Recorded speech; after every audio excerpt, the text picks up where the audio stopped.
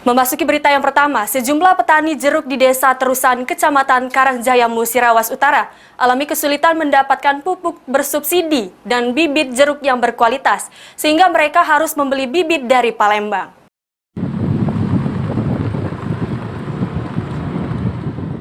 Sejumlah petani jeruk di Desa Terusan, Kecamatan Karangjaya, Kabupaten Musirawas Utara, kesulitan mendapat pupuk bersubsidi dan bibit jeruk yang berkualitas.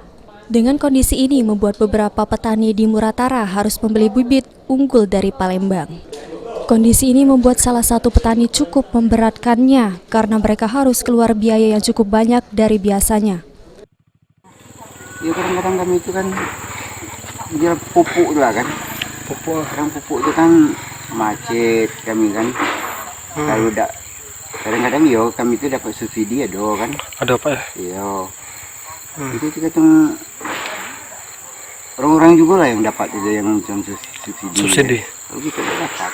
Tidak dapat, ngapa lah? Dari waktu tahun belakangan ini tadi kita dapat dari itu kan, menuju kita itu gratis kan, dari pertanian kan. Ada ya. Pupuk, obat-obatan, sudah. Kapan kami dari petani itu mau minta bantuan dari istilah itu pemerintahan pucuk kan, dari dinas pertanian seandainya kan. Bantuan apa seperti apa? Bantuan apa kira-kira? Pupuk, obat-obat. Kalau bibit? Bibit inilah yang jadi kendala kami kan. Bibit ini kadang-kadang membawa ada yang kurang bagus itu tuh asam ya. Nah itu kalau kita beli dewe itu misal kita pergi ke Palembang itu kan kita pilih. Oleh karenanya, para petani berharap ada perhatian dari pemerintah seperti menyalurkan baik pupuk, obat-obatan, dan maupun bibit unggulan. Karena Desa Terusan merupakan salah satu desa komoditi unggulan di Muratara yang menghasilkan buah jeruk.